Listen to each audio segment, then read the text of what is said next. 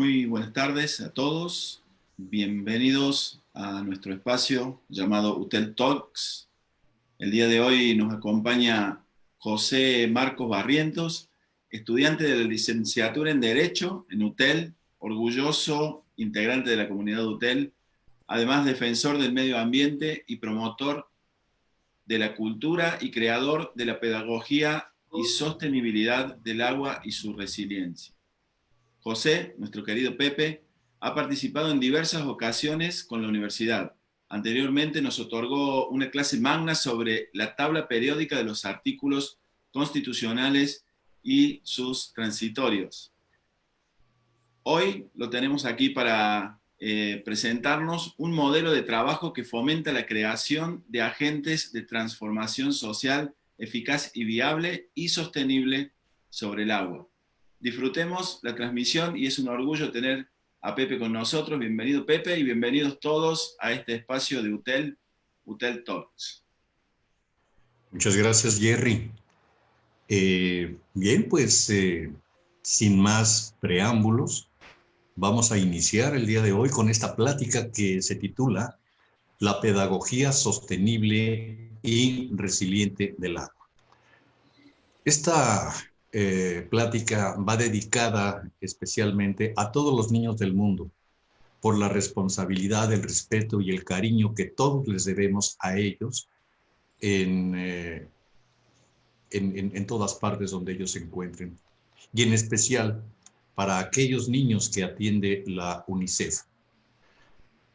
Saludos especiales en esta ocasión a las hermanas repúblicas de Chile, Perú, Colombia, Ecuador y a toda la comunidad uteliana que nos esté viendo. Por supuesto, también un saludo muy cordial para el público en general que el día de hoy está presente para poder saber qué es lo que les queremos presentar. Bien, los factores básicos del agua se titula esta lámina. Quiero decirles que en cuanto al... Hay una teoría que nos dice que el agua probablemente se formó de un meteoro que cayó en nuestro planeta, un meteoro de hielo, y esto fue lo que generó el agua. A ciencia cierta, no se sabe cuál es el origen del agua, pero vaya esta teoría como parte del conocimiento de dónde surge el agua. Las aguas sabemos que se formaron hace millones de años y están presentes en nuestro planeta antes, muchos millones de años antes de que apareciera el hombre.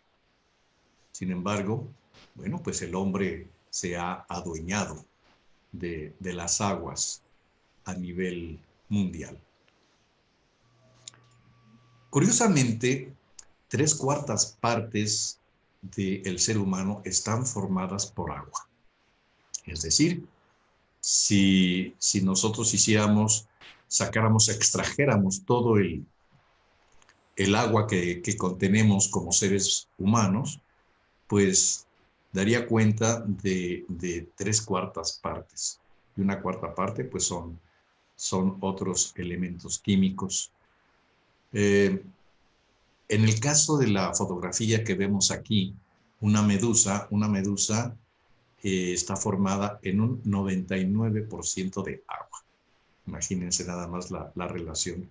Pero aquí lo interesante de que nosotros estemos formados por agua, eso nos hace reflexionar, nos hace pensar en la urgente necesidad que tenemos como seres vivos de consumir agua. Porque el agua como tal, pues, tiene una función dentro de nuestro organismo. Y cuando cumple con esa función, pues se desecha por diferentes vías. Y esto hace necesario que estemos consumiendo permanentemente agua.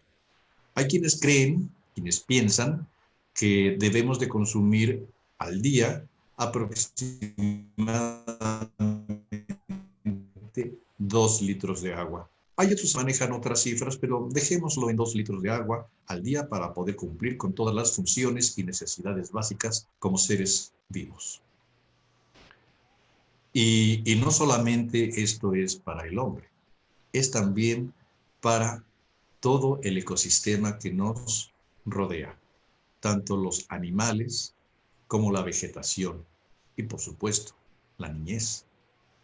Todos, absolutamente todos, requerimos de agua para poder vivir. Ahora bien, el agua constituye 3/4 partes de la superficie del planeta.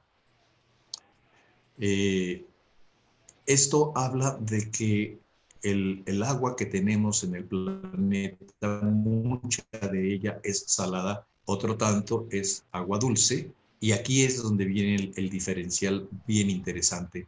En el dibujo de la izquierda podemos ver a nuestro gran planeta y está seccionado en cuartos, y ahí vemos que una cuarta parte solamente está formada por lo que nosotros llamamos tierra, es decir, nuestros continentes, y todo lo demás es agua de mar.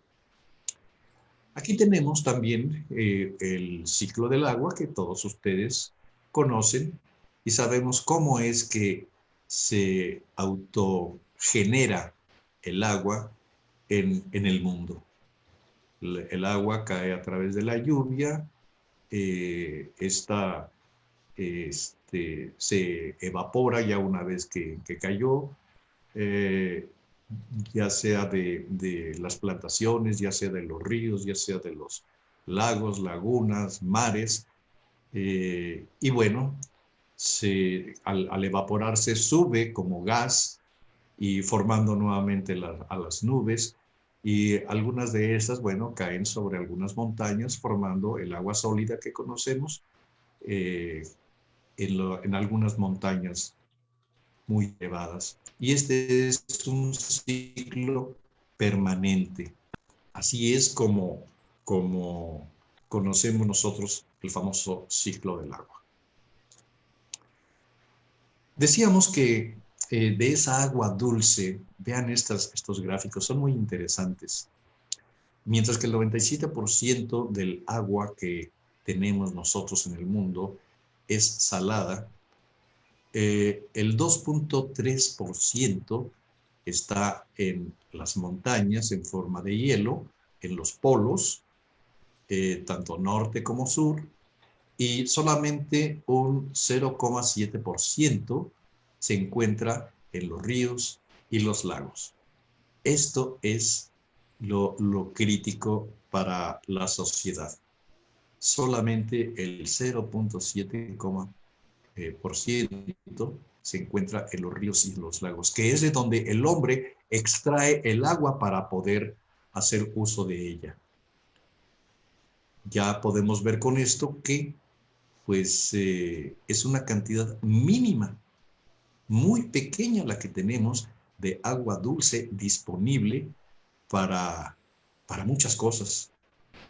Ya lo vimos en la lámina anterior, para darle de comer, para darle de beber a los animales, para las plantas, para procesos industriales, etcétera, para todo. Entonces es realmente muy, muy poca el agua que tenemos nosotros disponible. Y aquí, en esta otra imagen, podemos ver una gota de agua sobre este mapa, y esa gota de agua representaría la cantidad disponible para todo el mundo. Esta imagen me encanta porque ahí nos habla de la cantidad real que tenemos nosotros de disponibilidad para poder consumir nuestra agua. Y de ahí justamente la necesidad de pensar y de tomar acciones orientadas a iniciar el agua. El 1% del 10%. Del total de agua dulce del mundo, el 70% es hielo. El 29% pertenece a las aguas subterráneas, como se le conoce también como aguas del manto freático, y el 1% corre por las cuencas hidrológicas, es decir, por los ríos, y que llega a algunas lagunas.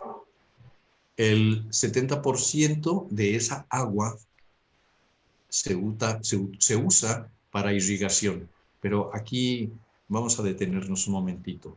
De ese 1%, el 70% del 1% se utiliza para la irrigación.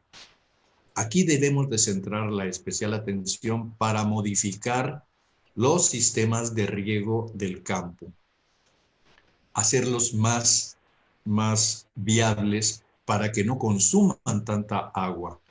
Nosotros vemos cómo en algunas regiones del mundo hacen riego, no es riego por goteo, sino parece lluvia lo que están poniéndole al campo, y son cantidades increíbles de agua la que le están dedicando al campo. El 70% se utiliza para la irrigación. El 20% restante se utiliza en la industria. Y bueno, es también una cantidad muy, muy elevada. Y solamente un 10% de ese 1% es lo que utilizamos para el uso doméstico. Es decir, para beber, para los alimentos, para nuestra limpieza personal, para el aseo doméstico, etc. Como se pueden dar cuenta, la cantidad es muy, muy pequeña. Y de ese 10% que nosotros estamos ocupando, todavía desperdiciamos el agua. Y esto es muy, muy importante, porque cuando nos aseamos la boca, por ejemplo, dejamos la llave abierta, que corra el agua, y se desperdician miles y miles de litros de agua al año. Aquí viene también un detalle muy interesante que descubrimos. Cuando nosotros recibimos el agua de la red de agua potable municipal para nuestros domicilios, pues la usamos para lavar los trastos, la vajilla, la loza, la usamos para nuestro aseo personal, para ducharnos, la usamos para lavar la ropa, la usamos para regar el jardín, y esto no sería tan malo. Pero, ojo, es agua potable. Es agua potable, agua que sirve para beber.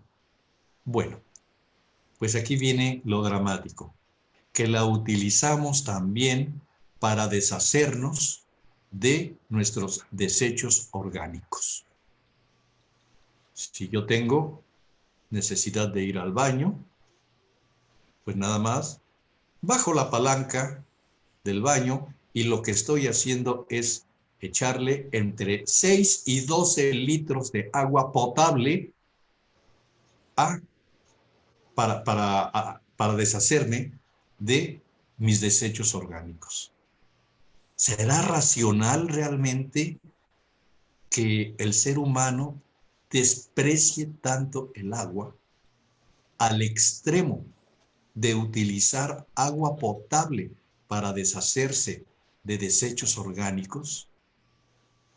Y cuando hablo de desechos orgánicos estoy hablando de heces fecales y orina.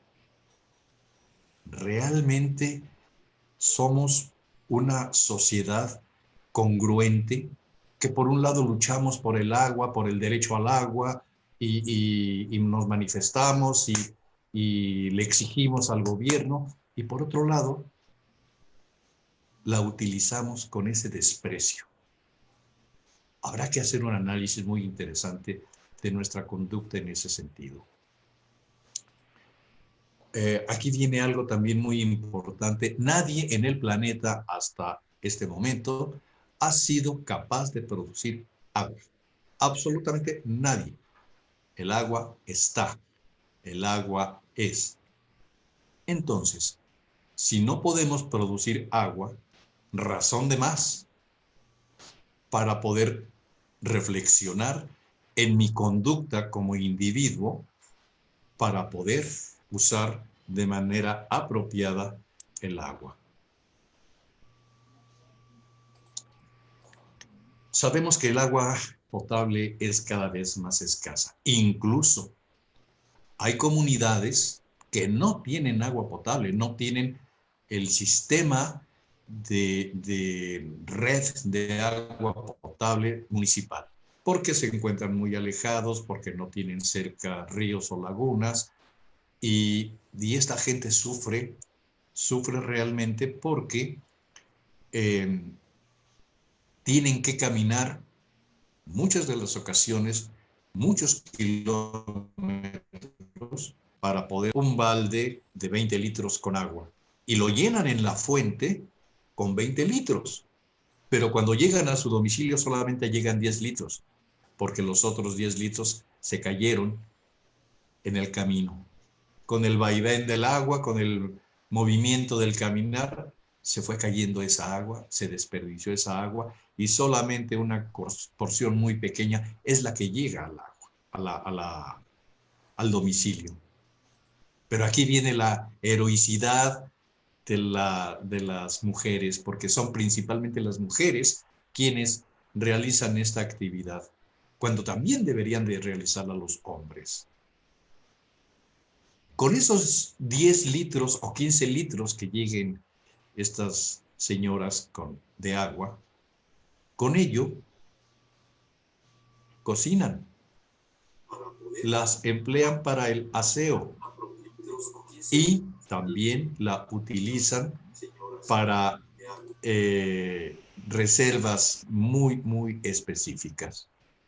A ver, aquí tenemos un comentario de Caroga Romero, dice: creo que tenemos mucha desinformación y además poca preocupación por algo que es tan vital como el agua. Efectivamente, y de eso se trata esta plática, de motivarlos para que reflexionemos, pero no en lo colectivo, sino en lo individual. ¿Qué estoy haciendo yo como ser humano y de qué manera estoy contribuyendo para que este fenómeno se siga dando?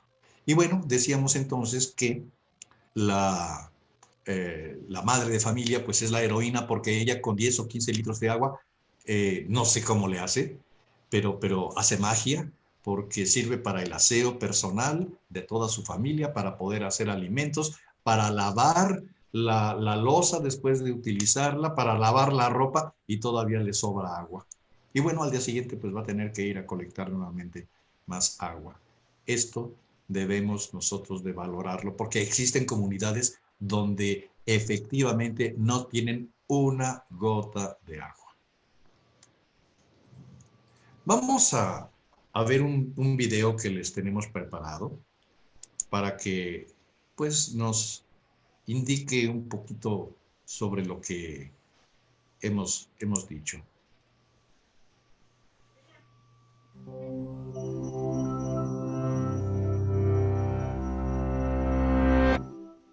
Quizás hayas escuchado que nos estamos quedando sin agua dulce.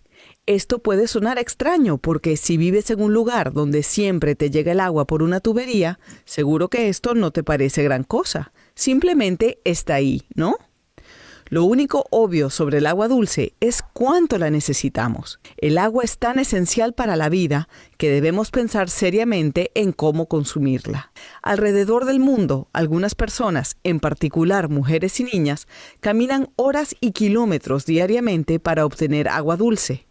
Cada 15 segundos, un niño muere por enfermedades transmitidas por el agua.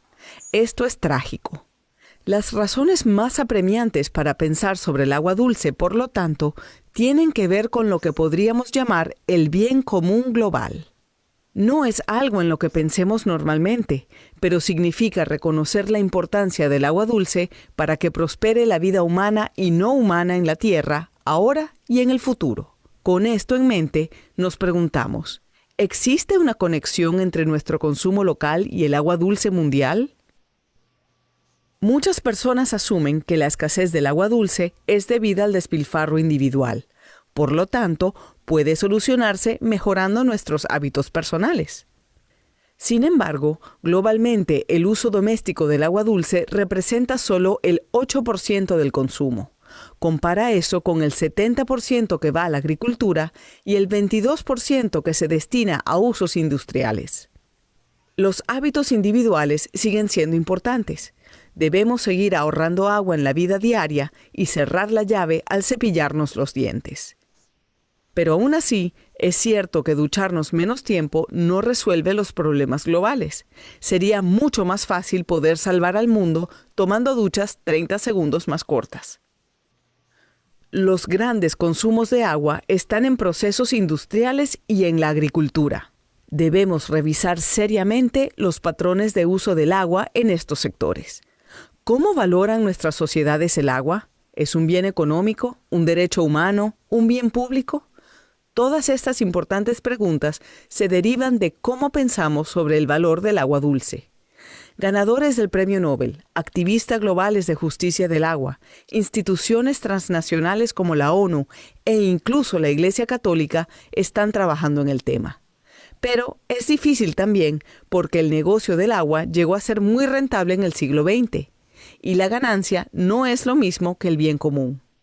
Necesitamos llegar a valorar el agua como un bien público, algo que es vital para la vida humana y no humana, ahora y en el futuro. Esa es una tarea colectiva y moral que va mucho más allá de la ducha. Muy bien. Nos dice Liz que el riego de plantas hay técnicas para recoger agua de lluvia. Efectivamente, Liz. Sin embargo, hay algo que los impulsores de estas iniciativas no les han mencionado. Para poder colectar agua de lluvia, por lo menos en nuestro país, en México, se necesita de un permiso. No puedes colectar agua de lluvia nada más por decir voy a proveerme. Necesitas un permiso. Número uno. Número dos. El agua de lluvia no puedes tenerla almacenada por más de 15 días, es decir, después de haber sido colectada, 15 días es el máximo que puede estar almacenada el agua y debes deshacerte de ella, porque va a generar de inmediato vida bacteriana.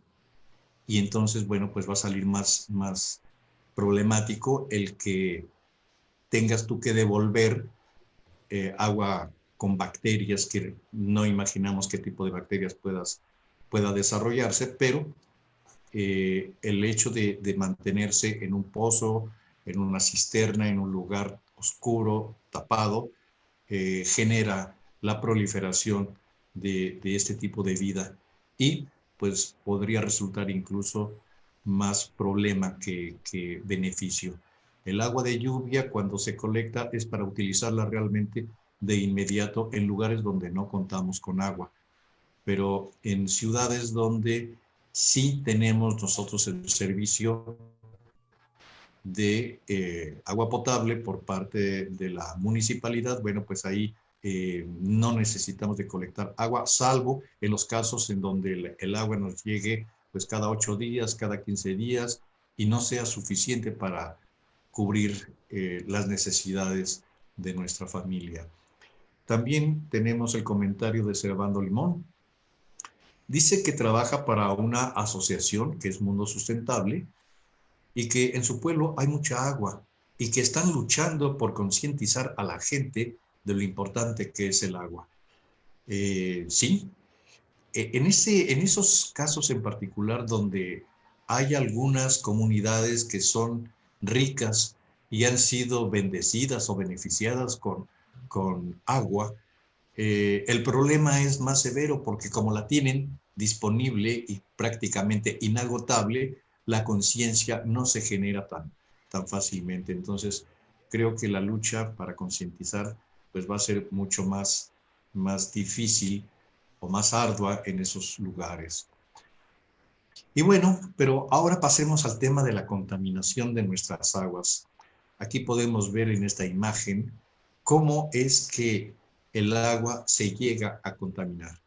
Y vean todo lo que está ahí. Vemos muchos envases, vemos un zapato, una lata que contuvo en algún momento alimentos, vemos tablas, vemos un envase de medicamento, vemos hierba, en fin. ¿Y todo esto quién lo hace? Lo haces tú, lo hago yo, lo hacemos todos. Porque de alguna manera las acciones antropogénicas nos invitan, nos motivan, cuando no existe una pedagogía del agua, a realizar estas acciones. Y en ese sentido es esta plática. Estamos en este momento desarrollando una metodología pedagógica y andragógica a su vez para reflexionar sobre este tema de la contaminación del agua y de la falta del agua, que finalmente nos va a conducir o nos va a llevar a tomar acciones de resiliencia para poder aprovechar lo poco que nos llegue de agua o el agua que tenemos sin abusar de la misma, garantizando con esto que las generaciones que ya están el día de hoy aquí y son nuestros hijos, en mi caso nuestros nietos, ellos tengan la posibilidad de beneficiarse también del agua dentro de un futuro, pues ya muy cercano, 20 años, por lo menos. Y esto, si no tomamos acciones el día de hoy, ellos, sus hijos, mis nietos, no van a tener esos beneficios, porque no habremos tomado el día de hoy acciones orientadas a evitar este tipo de situaciones. Y bueno, esta es una pintura, una acuarela sobre un río que tenemos en Oaxaca, es el río Atoyac. Y bueno, así es como está nuestro río, lamentablemente. De las 100 y tantas plantas de tratamiento de aguas residuales que tenemos en los municipios que están, que son ribereños, bueno, pues ninguna funciona. Y así es como se mantiene el río Atoyac de Oaxaca. Ya es un río muerto, lamentablemente, y esto lo único que corre son aguas negras. Pero haciendo investigaciones nos dimos cuenta de que no es privativo esto del río Atoyac de Oaxaca, sino esto es una constante común en todos los ríos de México. Y extendiendo nuestro estudio, nos dimos cuenta que todos los ríos del mundo están bajo estas condiciones, salvo raras excepciones de ríos que todavía no han sido dados a conocer al público. Son ríos salvajes, ríos vírgenes. Esos ríos sí tienen agua limpia, agua dulce, pero donde hay presencia humana vamos a ver estas imágenes siempre, desafortunadamente. Y bueno, esta es otra pintura relacionada al mismo río y cómo va conduciendo sus aguas negras por su paso en el camino. Y bueno, esto es lo que recibimos finalmente, porque potabilizar el agua no es acción sencilla. Es una acción muy costosa y que al Estado, pues muchas veces no tiene el recurso suficiente para poder potabilizar nuestra agua, aun cuando es su obligación dotarnos de agua potable. Pero ojo con esto, no nos confundamos. Es obligación del Estado proveernos de agua potable, porque es un derecho mundialmente reconocido el que nosotros tengamos agua potable para poder vivir y para poder sobrevivir y para poder subsistir como especie. Pero si tenemos un derecho, este derecho lleva como consecuencia de regreso responsabilidades. Y no podemos decirle al Estado, ya me dotaste de agua potable, yo la ensucié con el lavado de mi loza, con el lavado de mi ropa, con mis heces fecales, y te la devuelvo para que tú la limpies, sin ningún compromiso de mi parte. Ah, no puede ser así. Tengo que pagar porque el Estado limpie el agua para que me devuelva agua potable. Si no, ¿de dónde va a salir ese recurso para poder potabilizar el agua? Tenemos aquí otro comentario de Caroga Romero. Dice, yo vivo en la Ciudad de México, cada día aumenta la problemática por la escasez de la misma.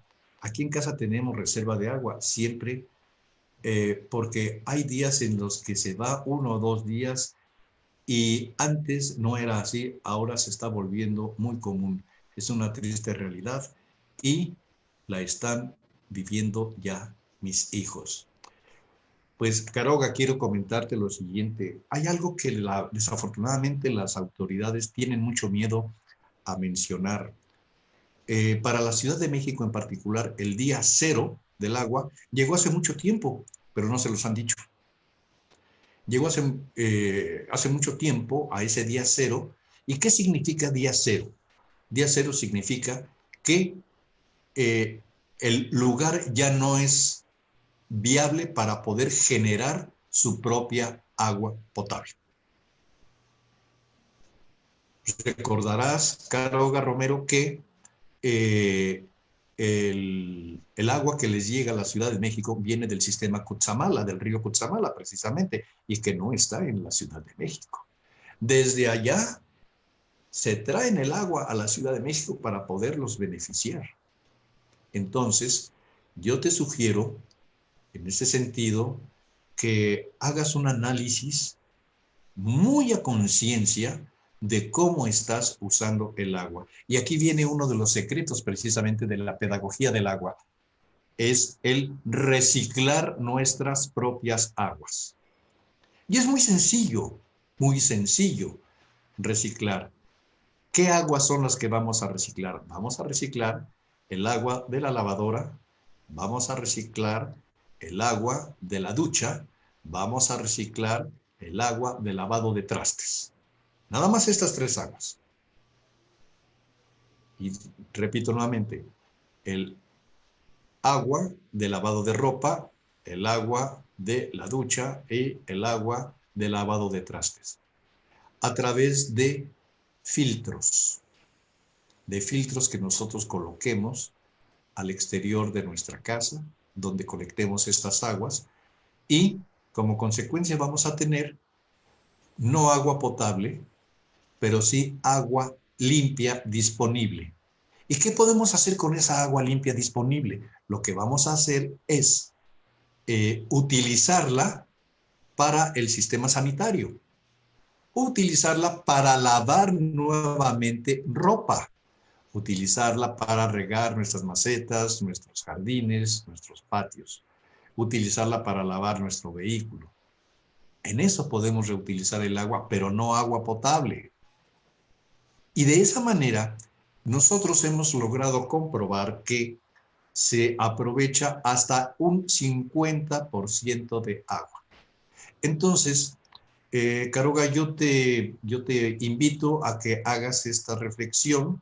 Si tú gustas dejarnos tus datos, con todo gusto yo te puedo orientar en ese sentido. Y créeme que si tú empiezas a ahorrar un 10, un 15, un 20, un 30, un 50% de agua diario, no vas a tener el problema de que te quedes tú sin agua y que si te falta 1 o 2 días, no sea realmente la gran catástrofe. Otro comentario dice Jazz Gal Oka. Excelente información, la importancia del agua que pocos valoramos. Es cierto. Lamentablemente, quiero decirles algo. Nosotros tenemos una cultura del agua. Y no importa dónde estemos, la cultura del agua que tenemos en México, en Chile, en Perú, en Colombia, en Estados Unidos, en Ecuador, en cualquier parte del mundo, todos tenemos una cultura del agua y eso es innegable. Pero la cultura del agua que tenemos es una cultura heredada, es una cultura empírica. Es decir, pues así como vi que usaba el agua mi papá, así lo hago yo. Y así como vio mi papá cómo usaba el agua su papá, así lo hacía él. Y así nos podemos ir siglos, milenios hacia atrás, y es una cultura empírica. Hoy, por primera vez, estamos saliendo al mundo, estamos saliendo a Latinoamérica para hacer una reflexión y un análisis sobre el tema, para darnos cuenta que no existe una pedagogía del agua. No ha existido jamás una pedagogía del agua. Hay algunos países que sí han manejado la pedagogía, pero le dan un sentido totalmente distinto a lo que nosotros venimos manejando. Porque la pedagogía del agua, desde los consejos que hemos estado platicando ya hace un momento, en ese momento nosotros cuando dijimos, debes de hacer esto, en ese momento justo es cuando estamos hablando de una pedagogía sostenible. Estamos invitando a que la sociedad sea resiliente y al ser resiliente con el uso de su agua, está generando una sostenibilidad que a futuro, dentro de 20 años, 25 años, pueda convertirse en algo sustentable. La sustentabilidad, amigas y amigos, no se genera por una firma en una ley. No, se debe de practicar y es algo que puede llevar 1, 2 o 3 generaciones. El tema es generacional y debemos de empezar el día de hoy. Si hoy no empezamos, entonces esto se va a ir retrasando y la generación próxima va a decir es que ellos no hicieron nada por evitar que esto nos sucediera. Hoy tenemos nosotros la oportunidad para hacer esto. Dice Fersa Hernández, en casa reutilizamos el agua de la lavadora y la ocupamos para el baño. O en dado caso, la segunda tanda, suavizante, la utilizamos nuevamente para otra tanda de ropa. Muy bien, muy bien. Esto es precisamente de lo que estábamos hablando hace un momento. Sin embargo, yo te recomiendo, Fersa Hernández, que cuando utilices tus suavizantes y evidentemente tus jabones, verifiques que sean biodegradables. Porque si no son biodegradables, entonces a través del sistema de drenaje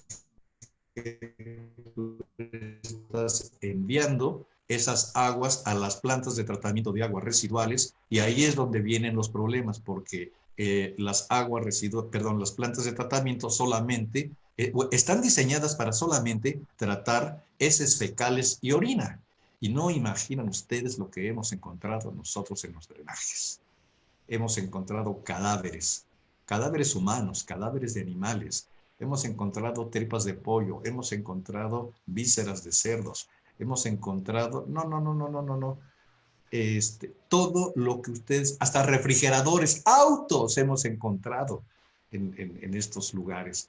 Y esto, pues, ¿de qué estamos hablando? ¿De qué tipo de gente estamos hablando? Entonces, tú me hablas aquí de un suavizante y yo te sugiero que ese suavizante sea biodegradable para que la planta de tratamiento de aguas residuales de tu comunidad no tenga trabajo para poder limpiar el agua que debe de limpiar. Les quiero mostrar esta imagen que corresponde a una ciudad, se llama Huajuapan de León, en Oaxaca, Y ustedes pueden ver del lado derecho, aquí lo voy a marcar con mi cursor, esta línea muy débil de color verde, es el río Mixteco. Pero vean ustedes la comunidad. Este es Guajuapan de León y esta es una plancha de cemento prácticamente. Veamos la siguiente imagen. Aquí vemos nuevamente toda esta zona es la zona de Guajuapan de León. Aquí tenemos más río arriba, el río Mixteco. Vemos cómo viene bajando, baja, y se incorpora a este espacio, a este cuerpo de agua, que es la presa de Yosocuta. Esta presa de Yosocuta fue ordenada por el presidente Lázaro Cárdenas. Bueno, y toda el agua que corre por el río Mixteco llega a este lugar. Pero quiero enseñarles las siguientes imágenes para conocer su opinión. A la izquierda tenemos la presa de Yosocuta y a la derecha tenemos uno de los lagos de Montebello. ¿Notan ustedes alguna diferencia? Mientras que la presa de Yosocuta tiene un color negro, el lago de Montebello tiene colores azul y verde turquesa. ¿Por qué uno tiene el color azul y verde turquesa y el otro tiene un color negro? Porque la presa de Yosocuta recibe todas, es decir, el río Mixteco recibe todas las descargas residuales de las habitaciones, de los domicilios, de las casas, de la industria, y llega a este espacio a contaminar. ¿Ustedes creen que de este lugar que es la presa de Yosocuta se puede extraer agua para poder dotar de agua potable a la comunidad? ¡Ah, caray!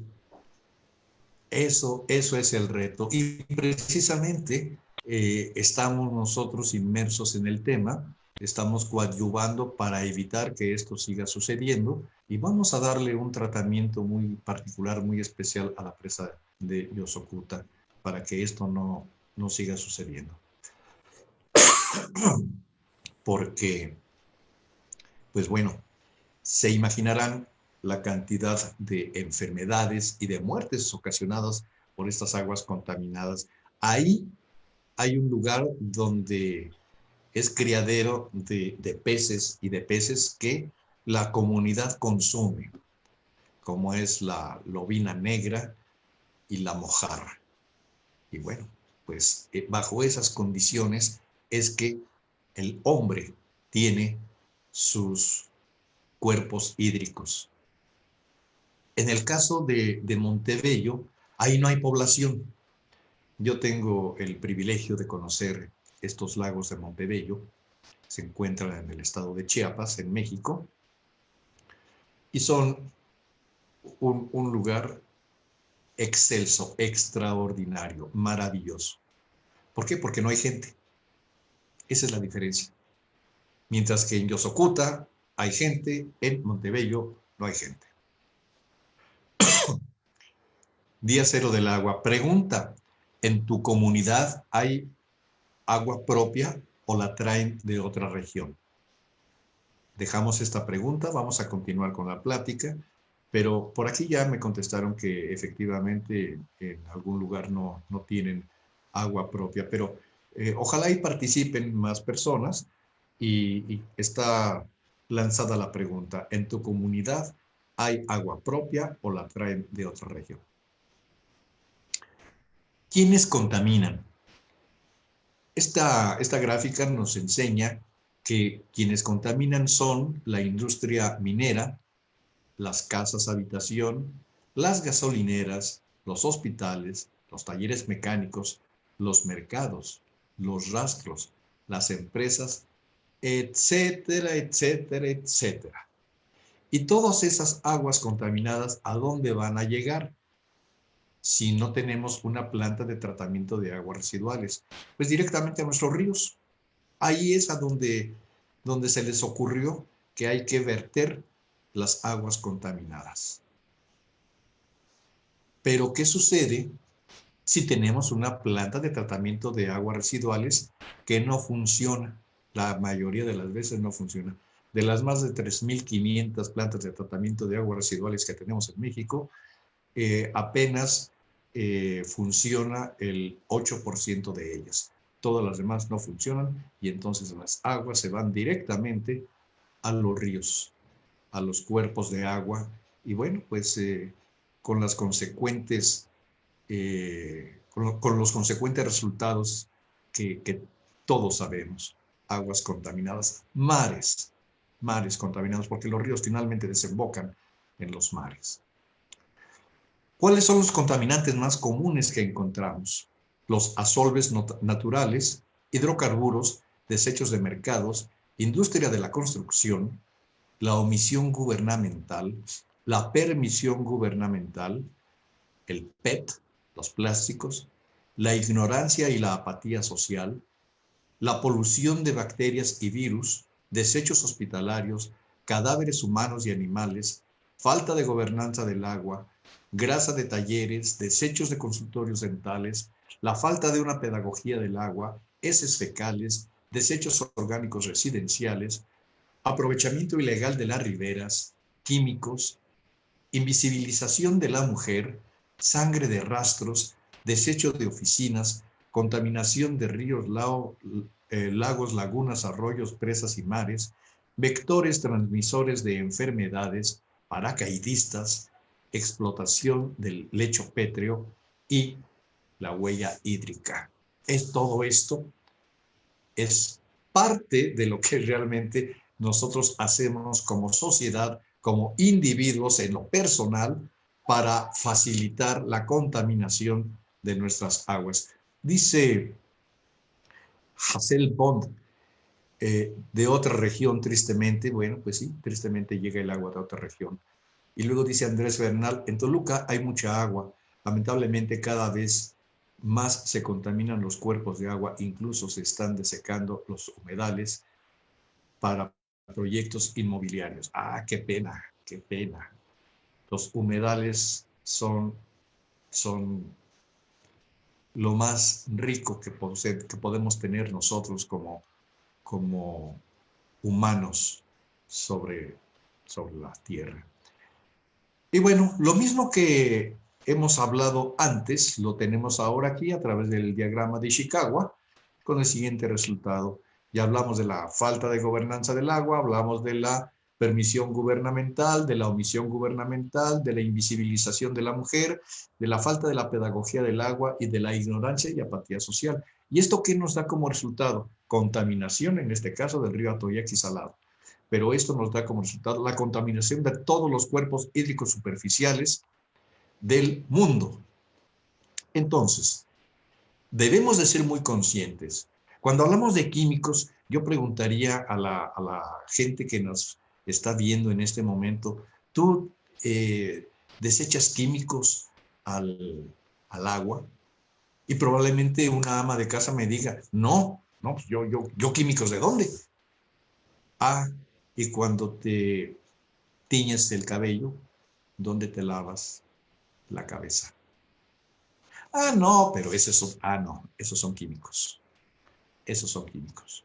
Es un ejemplo, porque muchas de las veces decimos, no, yo no contamino. No, ¿cómo voy a hacer yo eso? No, impensable. Pero cuando nos metemos más a las profundidades, nos damos cuenta de que efectivamente el 100% de la sociedad contaminamos nuestros cuerpos hídricos de una u otra manera, de menor o mayor grado, pero absolutamente todos contaminamos. Y yo quiero preguntarles, a ver, nos dice aquí Emanuel Oliva, cuando se refieren a la invisibilización de la mujer e hidrocarburos, ¿qué papel juega en la contaminación del agua? Ah, pues es una cosa muy sencilla. Mira, aquí lamentablemente la invisibilización de la mujer se genera porque la mujer no forma parte de los comités de agua potable en ninguna parte en la sociedad mexicana. Y quienes toman las decisiones son los hombres. Estamos hablando de las zonas rurales. Son los hombres los que toman las decisiones y las políticas a seguir para poder dotarnos de agua a las comunidades. Pero pues las acciones del hombre, del ser humano, bueno, no del hombre como ser humano, del varón, nos deja mucho que desear, porque podemos ver claramente que el 100% de los ríos están contaminados. ¿Y esto a causa de qué? Pues de las políticas que siguen los varones, porque no le han permitido a la mujer acceder a estos espacios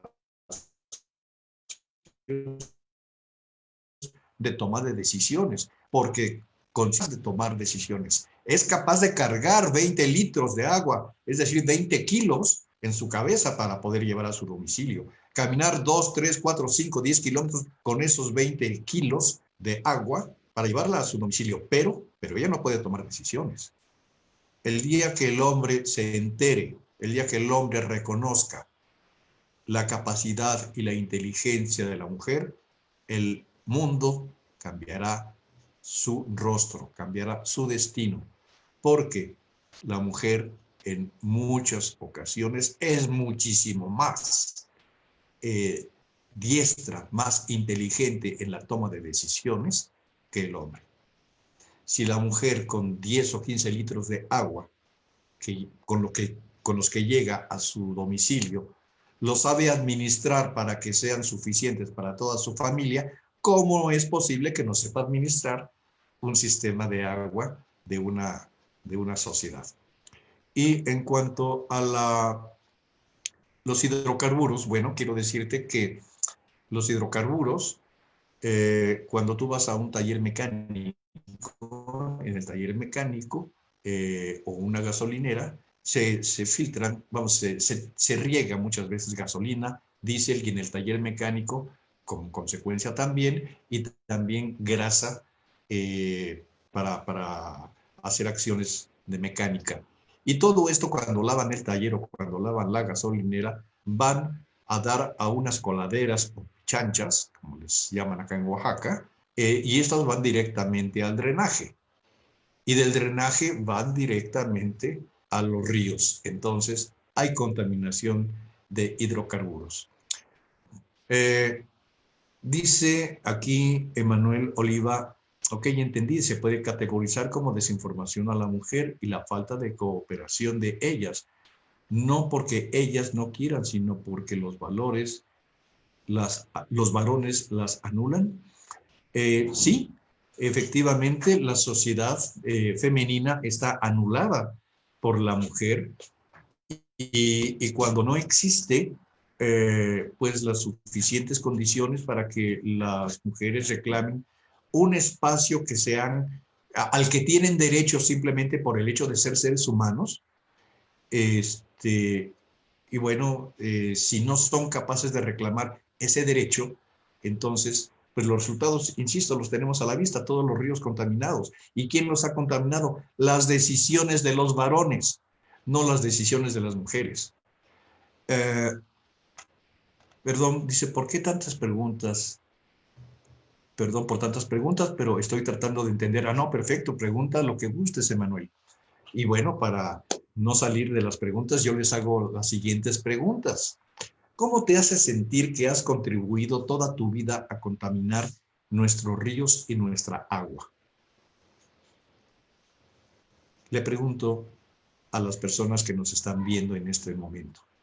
¿Cómo te hace sentir que has contribuido toda tu vida a contaminar nuestros ríos y nuestra agua? Esa es la primera pregunta. La segunda pregunta, bueno, es una afirmación, y que por tus acciones antropogénicas hoy tenemos escasez de agua. Por esa manera de tratar el agua o de convivir con el agua, hoy tenemos escasez de agua. Y viene ahora sí la segunda pregunta. ¿Te declaras contaminador potencial del agua? si te declaras contaminador potencial del agua, amiga y amigo, créanme que tenemos ganada la batalla. Si hay alguien que diga, no, yo no contamino, bueno, entonces esa es una batalla o una lucha perdida, porque ahí tendremos que trabajar más con estas personas que se niegan a declararse contaminantes potenciales. ¿Qué medidas estás dispuesto a hacer de inmediato para revertir tu proceso de vida contaminante del agua? Estas preguntas, amigas y amigos, quiero decirles que son fundamentales, porque aquí es donde viene el secreto para remediar nuestra contaminación. ¿Qué estás dispuesta o dispuesto a realizar a mediano plazo? ¿Qué estás dispuesta o dispuesto a realizar a largo plazo? Ahora bien, sobre esto que tú estás dispuesto a realizar a mediano plazo, a largo plazo y de inmediato, ¿estás dispuesto a firmar las medidas a las que te has comprometido a llevar a cabo? Mientras reflexionan sobre estas preguntas, voy a darle lectura a otra participación. Dice Owis Tapia, hola, buenos días. Pues inicialmente mal, porque de manera indirecta sabemos que hemos contribuido siempre. Te felicito, Owis Tapia, porque te has declarado contaminador. Y al declararte contaminador quiere decir que esta breve plática que hemos tenido te ha hecho concientizarte de la problemática, y eso te motivará entonces a contestar las siguientes preguntas. ¿Qué medidas estás dispuesto a hacer de inmediato, a mediano plazo y a largo plazo? Y después, si esas medidas estás tú dispuesto a firmarlas. Afirmarlas, no conmigo, no, afirmarlas contigo mismo, que sea un decreto que tú mismo establezcas para poder mostrárselo a tu familia y que tu familia te siga. Eso es parte del plan. Luego nos dice aquí Emanuel Oliva, pues mal, la verdad es que, como usted lo dijo, son conductas heredadas y que nadie se ha atrevido a cuestionar. Pues lamentablemente, sí, contaminador en potencia y acto. Felicidades, muchas felicidades, Emanuel, porque te aseguro que tu vida va a cambiar en cuanto tú modifiques e identifiques esas acciones que te han llevado a contaminar tu propia agua.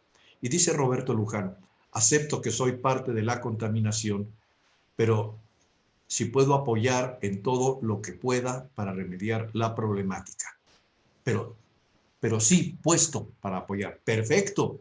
Ya no solamente se está declarando, Roberto, sino que también dice, estoy dispuesto a tomar acciones para revertir este proceso. Amigas y amigos, esto me da a mí mucho gusto porque la pedagogía del agua ha logrado penetrar en la conciencia de todos ustedes y los ha motivado a reflexionar y a darse cuenta en este espejo que nosotros colocamos esta mañana para que ustedes descubrieran que efectivamente somos parte del problema. Y lo somos todos, lo somos todos. Dice Ariadna Sánchez,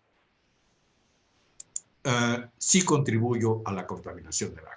Pues sí, felicidades a Ariana y bueno, hay mucho trabajo por delante.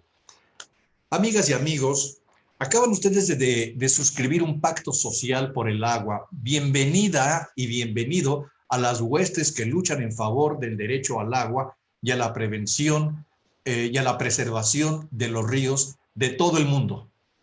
Te has hecho acreedora y acreedor al título de embajador mundial del agua. Les felicito. Ahora sí, si tienen dudas o preguntas, con todo gusto estoy para responderlas. Con esto damos por concluida nuestra sesión de esta mañana. No sé qué hora sea Jerry, ¿no tienes por ahí la hora para que me indiques qué hora, con cuánto tiempo estamos? A lo mejor ya hasta nos pasamos.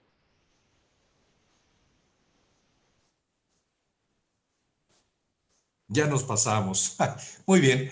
Bueno, pues les agradezco mucho la gentileza de su atención, esperando haber dejado reflexión con este tema en sus conciencias. Muchas gracias. Hasta pronto.